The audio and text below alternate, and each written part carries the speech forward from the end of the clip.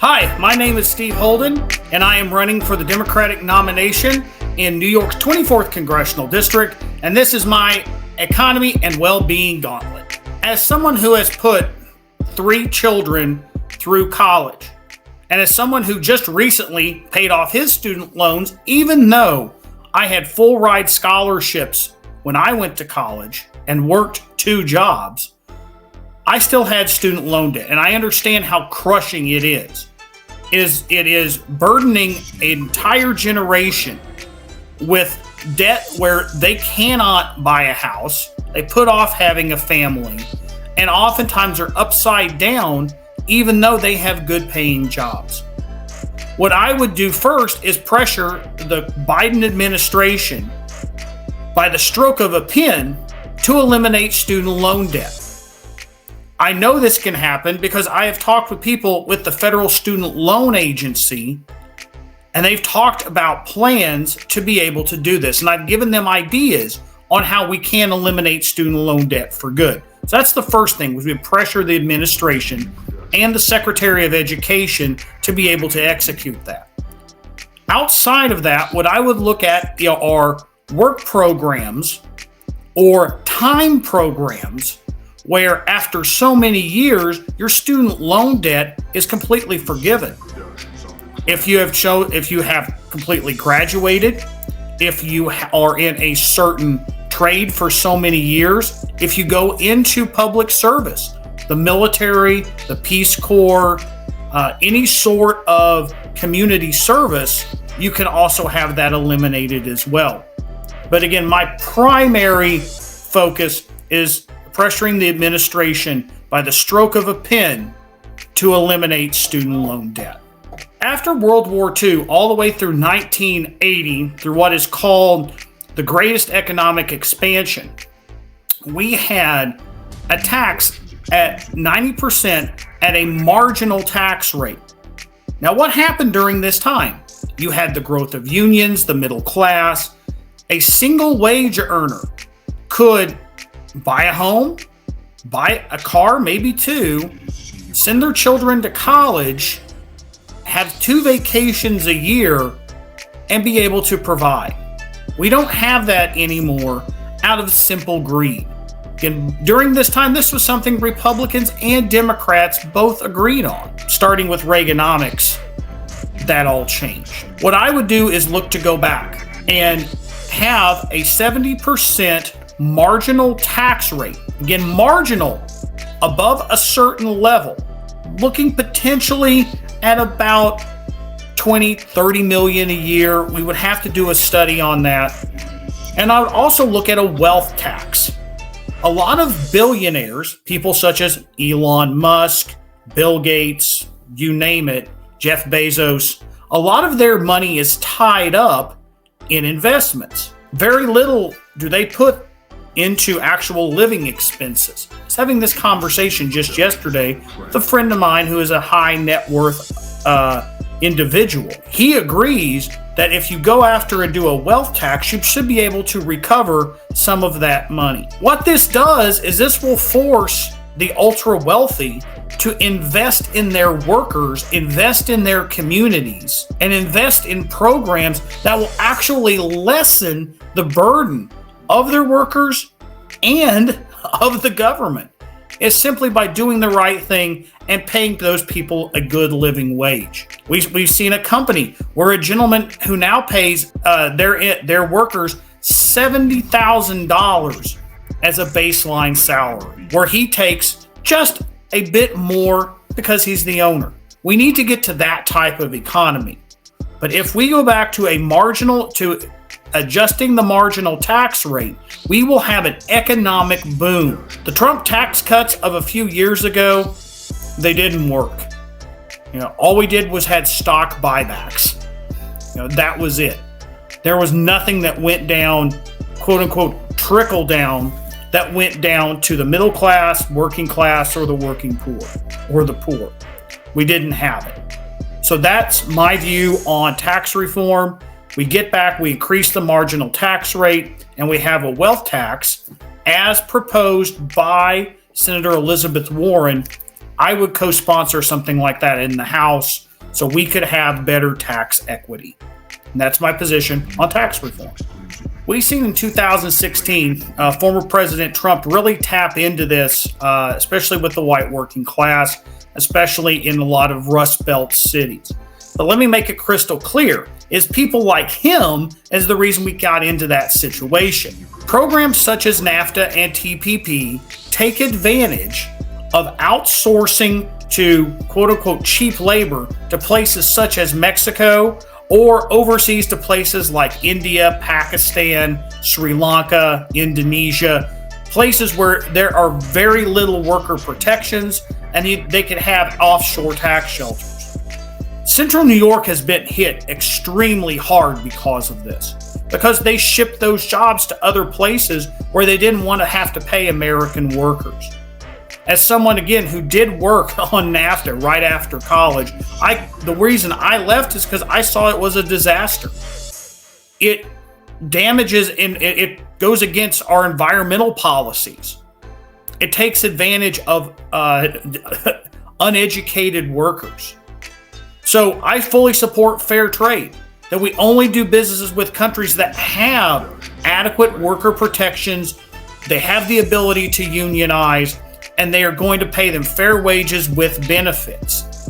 If we don't do that, then what we need to do is we need to protect American businesses and American workers by having a protectionist trade policy to help build up the local economy, to build up the U.S. economy. So we focus, so again, like I said before on my tax policy, so you focus on paying Americans really good paying jobs. Again, the right has been, especially here in about the past 5 to 8 years, have tried to paint progressives and centrists as the people shipping jobs overseas when that has not been the case. So I would look to reverse things like the Canada, America, Mexico trade agreement that Trump had, TPP, or NAFTA. We need to eliminate those and have more of a protectionist trade policy so we can pay workers better here. And then if we do go overseas, ensuring we do have fair trade policy and we only buy from places that have strong worker protections. And that is my view on fair trade. All right. So the first thing we need to do is stop Republicans such as Mitch McConnell from raiding the Social Security Trust Fund. Social Security is something that we pay into from the moment you have your first job, potentially when you were 16 years old, as a lot of people do. So that's the first thing we would do to protect it. The second thing we would do is increase matching. So we would allow the federal government to potentially double or triple depending on the career field of the individual, so they can have a nice safety net there when they retire. Another thing that's brought to my attention a few weeks ago in a candidate forum was about government pensions. As someone who is a government pensioner himself from my military career, you potentially have to have an offset between your Social Security and your pension. We need to stop that. We need to eliminate that practice. Because if you've worked for that long for the government, you should still get that money, but that should not be offset by your Social Security. That's two completely different funding concepts. So again, protect the Social Security Trust Fund from being raided. 2, allow for larger matching by the federal government, so we could potentially have 2 and 3 times the amount coming to Social Security pensioners. And to those who do receive a federal pension, such as myself, we would take away the Social Security offset, which again would reduce the total amount net coming per month to federal pensioners. And those are my ideas on protecting Social Security. This was actually something we tried when I deployed in Iraq. And what we seen was exactly that. We seen crime rates go down when we had a local jobs program. We saw the amount of community involvement go up. We see more schools being built. We've seen less of a need for active law enforcement because people had a job. People were bringing home money and supporting their families and supporting themselves. Some of the ways that we're going to take a look at this is increasing job opportunity. So I've talked other times about empowering communities that have traditionally been left behind, giving them right of first refusal for any sort of government contracts that could come into their area. So they would have guaranteed jobs coming from those federal opportunities. The second thing we look at is something much like the Civilian Conservation Corps, the Works Progress Administration, of which my grandfather was a part of before he went off to World War II back in the 1930s and early 1940s. We could do several things, such as use it as cleaning up and protecting the environment. We could have it people going into schools. We could have people going into the medical field.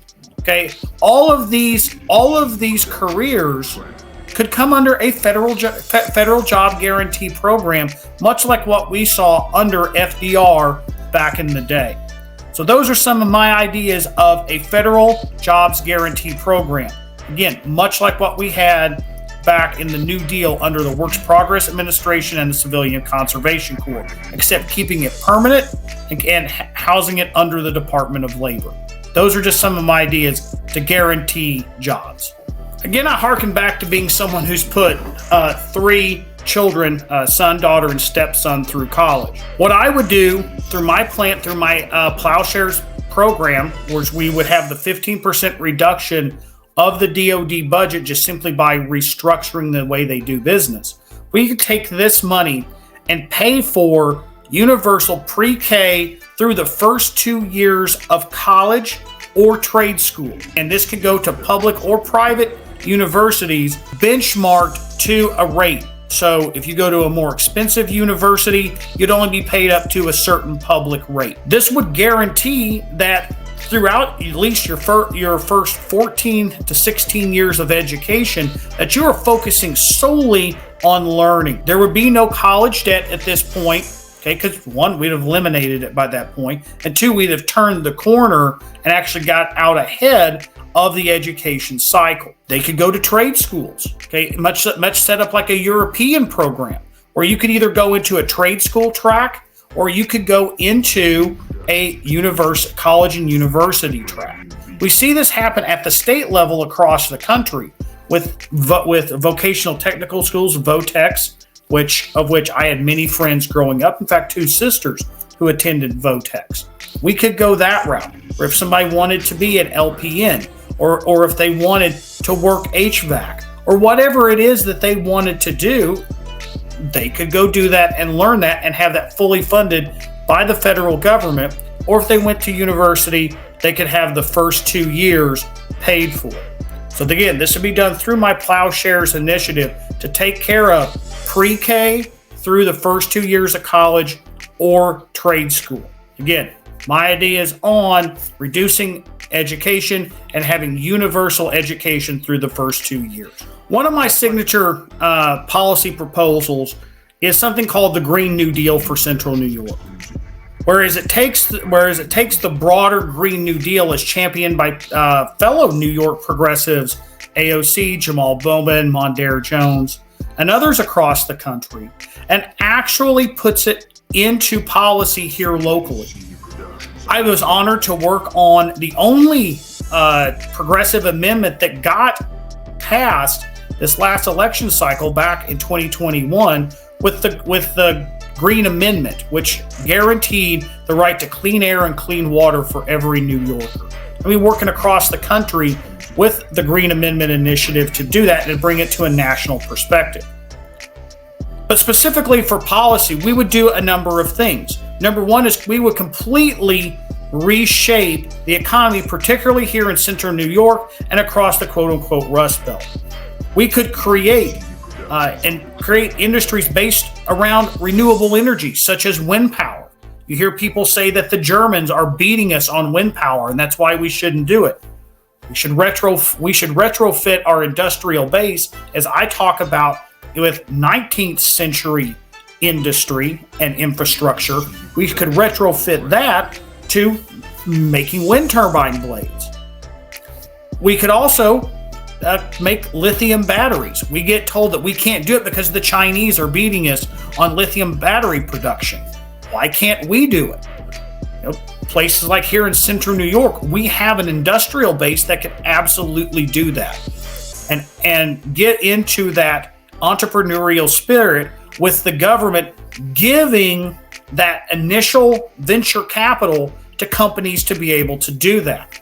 But again, also part of my Plowshares initiative with the reduction of the DoD budget, and as far as expanding the tax base, what we're also going to do is look at sustaining it. And I'm one of the few candidates across the country that's actually been taking a look at how do we sustain things that are in Build Back Better that are green initiatives on the total Build Back Better, not just the Republican and conservative Democratic carve out, but the entire program. We can take that through the Plowshares initiative and be able to spread that out. The other thing I want to take a look at that's important to me because of my background is taking care of tribal lands. And just remember, everywhere you step is native land. We need to honor those treaties. But one of the ways that we can do that is give, like I talked about before, for underrepresented communities, give them right of first refusal for any sort of contract that's going to take care of and repair and restore native land. Here in central New York, this would be places such as Onondaga Lake with the Onondaga Nation, Seneca Lake with the Seneca, both the Seneca, and it's also held sacred by the Cayuga Nation as well. We would take a look at right of first refusal. For predominantly African American neighborhoods, we would do that here in Southside Syracuse with the lead poisoning that's going to happen when we take down 81, giving that to those communities so they can handle those projects because it's better, because they're better positioned that way. So those are some of my ideas on the Green New Deal and directly related to my Green New Deal for Central New York. So with securing a living wage, $15 is by the by. Just today, I saw a tweet from a great progressive leader, Nina Turner, who said that we need to get up to 25. I would agree with her. We've long $15 is kind of by the by. Now, some states are already at 15, like here in New York, but you're starting to see wages go up and up and up.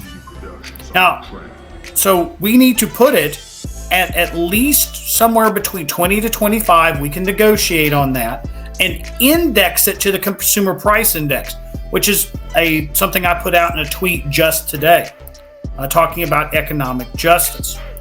But this also links back to my tax policy, where if we increase that marginal tax rate on high income earners, they're going to put that money and reinvest it back into getting better wages for their workers, investing in training programs, having them have college, their last 2 years of college they could potentially pay for.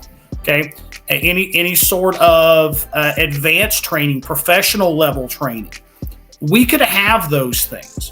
Okay, if we put these two things together, increase the federal minimum wage to somewhere between 20 to 25. Again, we can work on the eaches on that, and 2, index it to inflation, and 3, again, getting back to my tax policy where we increase the marginal tax rate so we do have high income business owners who are putting that money back. Okay, so those are our ideas on securing a long-term, securing a living wage so we'll never be in this situation again.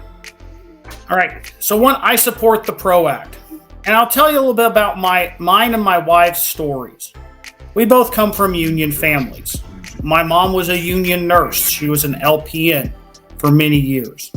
My grandmother belonged to a teachers union, even though she was support staff at our local high school. My sister is a Teamster, along with 2 of her children and her husband. My wife's father was second shift UAW at the local GM plant. Back in the 1980s, or like 1970s, but at the very beginning of the 80s, unions were strong. Until we came across with Reaganomics, and there was a real movement for union busting. My hometown, where I grew up in Oklahoma, I watched a lot of my friends move away, and I watched a town wither and die because of union busting.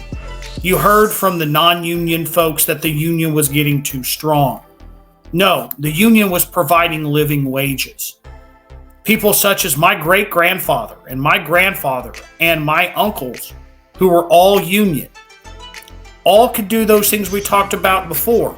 They could live sort of that middle-class lifestyle. Unions help build, unions and the tax policies that I've talked about help build the middle class. And that's what was happening there. They were simply using the power of the market to shop where they wanted to shop and go where they're wanting to go. So this community was destroyed there. Here in Central New York, we had the same thing happen. Like I've said before, my father-in-law was able to buy a house, raise 4 daughters, own a car, go on 2 vacations a year, and have a nice life on a good union-paying job. To this day, he said, because I wouldn't be able to take care of myself or live if I didn't have that good union pension and the benefits that I got for working 25 years as a union man. That's where we need to go. The provisions from the PRO Act to outlaw all right-to-work legislation across the country. I support anybody who's trying to start a union. Okay? As someone who has a sister who was fired from her job because of right-to-work legislation in a state like Oklahoma, where my family comes from, she lost her job because she wanted to unionize until she found a good union job. So, unions build the middle class. We need to eliminate all right-to-work legislation across the country. It's an Orwellian term, which means the right to work for lower wages. It's because of greed. It's because management does not want to pay those benefits to those individuals to whom they're making their profits. So again, I support the PRO Act. I support anything that's going to strengthen union jobs. And my wife and I, our families are living proof that union jobs are the backbone of America. I would strengthen the Sherman Antitrust Act because you're right. It's been almost 130 years since that legislation came around. The economy's changed. We're in a global economy. We've talked earlier about outsourcing and how that has destroyed American jobs.